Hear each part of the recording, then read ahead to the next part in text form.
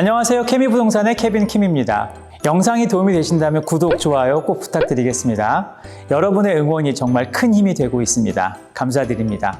요즘 물가에 렌트비에 가스비에 열심히 버는데 돈이 너무 쉽게 빠져나가는 분들 많으시죠? 그래서 준비한 오늘의 주제는 들어오는 돈은 아는데 나가는 돈은 잘 모른다. 이렇게 하면 돈 절대 모이지 않습니다. 입니다. 제가 부동산 융자 상담 시 많은 분들께 매달 얼마를 버시나요? 라고 물으면 거의 대부분이 바로 금액을 얘기하시는 반면에 그럼 매달 지출하는 비용은 얼마인가요? 라고 물으시면 답을 못하는 분들이 굉장히 많습니다. 그럼 늘 하시는 얘기가 대략은 알고 있는데 매달 조금씩 나가는 금액이 다르니까 정확히 알지는 못해요 라고들 하시거든요. 들어오는 인컴이 넉넉한 분들은 지출 부분을 충분히 커버하고도 남으니 그럴 수 있다고 생각합니다. 하지만 많은 분들은 내가 버는 부분에서 10분의 1도 저축하기가 쉽지 않은 것이 사실인데요. 그런데도 불구하고 나가는 지출을 정확히 계산하지 않는다면 어떤 결론이 나올까요? 아마도 세이빙은 단연코 하기 어려울 것입니다. 하지만 가능한 방법도 있겠죠. 들어온 수입을 바로 세이빙한 뒤에 지출을 하는 방법, 아니면 자동으로 정해진 날짜에 돈이 세이빙 쪽으로 옮겨가게 하는 방법 정도일 것입니다. 하지만 이것도 많은 분들이 어렵다고 하십니다. 당장에 늘 나가는 지출을 감당하기 어려우니 나중에 인컴이 늘어나면 그때 세이빙을 하겠다 하시는데 현실적으로 너무 어려운 것이 사실입니다. 이유를 간단히 설명하자면 내 인컴이 늘어나는 것보다 내 지출이 늘어날 확률이 훨씬 높기 때문입니다. 특히 요즘 같은 초인플레이션 상황에서는 더더욱 어려운 것이 사실이고요. 정부에서는 이런 초인플레이션을 극복하기 위해서 금리마저 높이고 있지만 현재 우리의 상황이 좋아지는 것이 아니라 솔직히 더 힘든 이중고에 빠져들게 만드는 것 같습니다. 그런데 이런 상황에서 나는 열심히 일하고 노력하고 있으니 언젠가는 나아지겠지라고 본인을 위로하는 것으로 쉽게 넘어가시려 한다면 이것은 문제를 해결하기보다는 문제가 쌓이는 결과가 될 것이라고 생각합니다. 그래서 지금 같은 상황일수록 내가 버는 인컴보다 내가 매달 나가는 지출 내역을 아주 꼼꼼히 정리해 봐야 한다는 것입니다. 크레딧 카드로 예를 한번 들어보겠습니다. 내가 사용하는 크레딧 카드의 이자가 얼마 정도 나가는지, 그 이자율은 어떻게 되는지 정확하게 알고 계시는 분이 몇 분이나 계시는지요? 또 그 이자와 이자율을 낮추기 위해서 어떻게든 노력하고 계시는지요? 미국의 크레딧 카드 페이먼트 구조는 미니멈 페이만 내도 카드 사용이 가능하기에 당장 1,000불을 사용한다고 해도 다음 달에 은행에 내가 내야 될 돈은 100불이 안 될 수도 있습니다.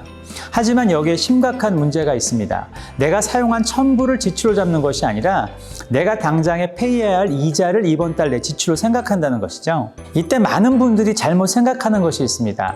조만간 여유가 있으면 1,000불 정도는 바로 갚을 수 있을 거야. 괜찮아. 그러니 이것은 당장 빚이 아니야 라고 말이죠. 하지만 다음 달 나도 모르게 습관적으로 카드를 더 사용하는 것이 대부분이며 다음 달에 1,000불에 대한 원금을 갚는 것이 아니라 카드 지출이 늘어나 오히려 이자를 더 내야 하시는 분들이 많아진다는 것이죠. 이런 타성에 잦아지면 크레딧 카드 밸런스가 올라가고 그에 따른 이자도 매달 늘어날 수밖에 없게 되고요.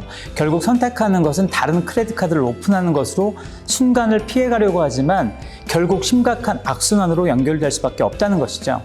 창피하지만 이것은 내가 이런 과정이 있었기에 말씀드릴 수 있는 거고요. 저도 이런 과정을 끊어내기 위해서 정말 노력을 많이 했습니다. 갑자기 그때 저를 힘들게 했던 카드를 가위로 확 잘랐던 그때 생각이 좀 나네요. 이렇듯 크레딧 카드 밸런스를 당장 내 지출로 연결하지 않고 작은 빚에 익숙해지다 보면 이는 곧 큰 빚이 되고요. 헤어나오기 너무 힘들어질 수밖에 없을 것입니다. 이런 상황에서 내 지출을 정확히 계산해보지 않는다는 것은 몸이 어딘가 아픈데 최소 피검사도 안 해보고 병을 키우는 것처럼 본인의 재정적인 부분에 어떤 것에 문제가 있는지 생각해보지 않는 것과 같습니다. 그런데 이런 상황에서 내 지출을 정확하게 알지 못한다면 여러분의 미래는 어떻게 될지 생각해 보셨습니까? 그래서 제가 꼭 말씀드리고 싶은 것이 들어오는 돈은 아는데 나가는 돈은 잘 모른다. 이렇게 하면 절대 돈 모이지 않는다라는 것입니다.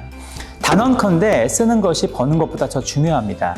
내가 지출하는 부분을 정확히 알고 있다면 첫 번째, 쓸데없이 나가는 지출을 막을 수가 있고요. 두 번째, 나의 지출에서 어떤 부분이 더 줄여줄 수 있는지 알 수 있을 것입니다. 그러다 보면 조금은 짜임새 있는 지출 리스트를 만들 수 있으며 이런 습관은 분명히 세이빙을 잘할 수 있는 시작이 될 수 있을 것 같습니다. 돈 모으는 것 결코 쉽지 않습니다. 1,000불이 모여서 10,000불이 되는 것 당연한 거고요. 10,000불이 모여서 100,000불이 되는 것입니다. 한 방에 100,000불을 벌 수 있는 것은 아주 작은 확률이지만 내 빚이 1,000불에서 10,000불 되는 것은 아주 쉽다는 것 잊지 마시고요. 지금부터라도 내가 쓰고 있는 지출을 정확하게 파악하셔서 현명하게 없앨 수 있는 길을 찾아보시길 바라겠습니다. 이 방법이 단순하지만 세이빙의 첫 시작이고요. 이 시작이 내 미래를 준비하는 첫걸음이 될 것입니다. 케미부동산 해방일지, 불필요한 지출 없애는 리스트 작성. 많은 분들에게 지출 리스트를 작성해 보세요 라고 말씀드리면 무엇부터 리스트를 만들어야 하는지 좀 머뭇거리시는 경우를 많이 본 적이 있는데요. 지출하는 모든 것을 다 적어보는 것이 굉장히 중요합니다. 사소한 것까지 말이죠. 그리고 그것을 늘 나가는 리스트와 자주 지출하는 리스트, 안 쓰고 싶었는데 사용한 리스트, 또는 나도 모르게 사용한 리스트 등으로 구분해 보십시오. 그래서 매달 안 쓰고 싶었는데 사용한 리스트와 또 나도 모르게 사용한 리스트를 찾아내시길 바라겠습니다. 분명히 내가 이 돈은 안 써도 됐을 텐데 같은 리스트를 발견하실 수 있을 것입니다. 바로 이 돈이 세이빙의 시작점입니다. 식당에서 맛있는 음식 사진을 찍는 것도 좋지만 식사를 마치고 영수증을 찍는 것도 중요하다는 건 잊지 마십시오. 제가 늘 드리는 말씀 있죠? 모든 한인들이 주택 구입과 목돈을 만드는 그날까지 여러분과 함께 하겠습니다. 또 부동산이나 재정 상담에 궁금하신 것이 있다면 949-767-8949 또는 kevinkim4989@gmail.com 카톡 아이디 kjp5316으로 문의해 주시면 여러분이 궁금하신 모든 것 속 시원히 도와드리겠습니다. 그럼 저는 다음 주 금요일에 세이빙을 위한 가계부, 새는 돈은 무조건 막는다라는 주제로 인사드리겠습니다. 편안하고 건강한 한 주 되십시오. 감사합니다.